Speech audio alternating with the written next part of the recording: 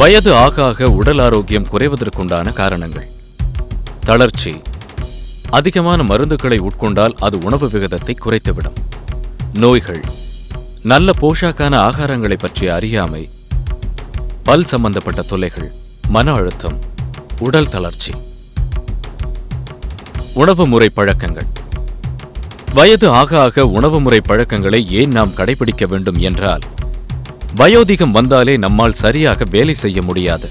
அதனால் நமக்கு சக்தியும் அதிகமாக செலவாவதில்லை.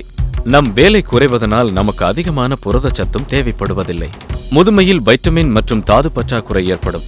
முதுமையில் வேண்டிய அளவு திரவ பதார்த்தங்களும் உப்பு, சோடியம் போன்ற எலக்ட்ரோலைட்டுகளும் சேர்த்துக் கொள்ளாததால் உடலில் தண்ணீர் வறட்சி ஏற்படும். உடலில் விட்டமின் சி குறைந்தால் சோர்வும் அசதியும் ஏற்படும். முதுமையில் பற்றாக்குறையை தவிர்க்க சரியான உணவு முறை பழக்கத்தை கடைபிடிக்க சில வழிமுறைகள்.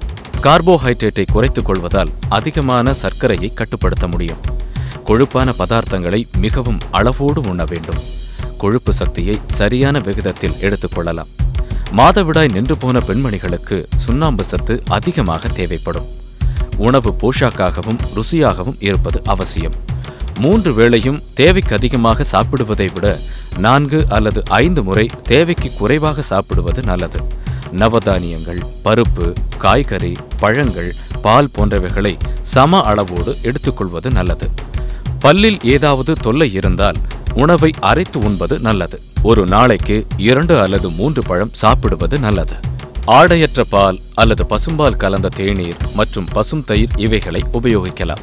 ஒரு நாளைக்கு 8 அல்லது 10 டம்ளர் வரை தண்ணீர் குடிக்க வேண்டும். காரமான எண்ணெய் பதார்த்தங்கள் மற்றும் பொரித்த உணவுகளை தவிர்க்கலாம். உணவு வேளைக்கு முன்னும் பின்னும் அதிக இடைவெளியை குறைக்கலாம். அசைவ உணவு வாரத்திற்கு 2 நாட்கள் மட்டும் உண்ண வேண்டும். அசைவ உணவு சமைப்பதற்கு முன் அதில் உள்ள கொழுப்புச்சத்து நீக்கப்பட வேண்டும். அசைவ உணவை தண்ணீரில் நல்ல முறையில் கொதிக்க வைத்து சாப்பிட வேண்டும்.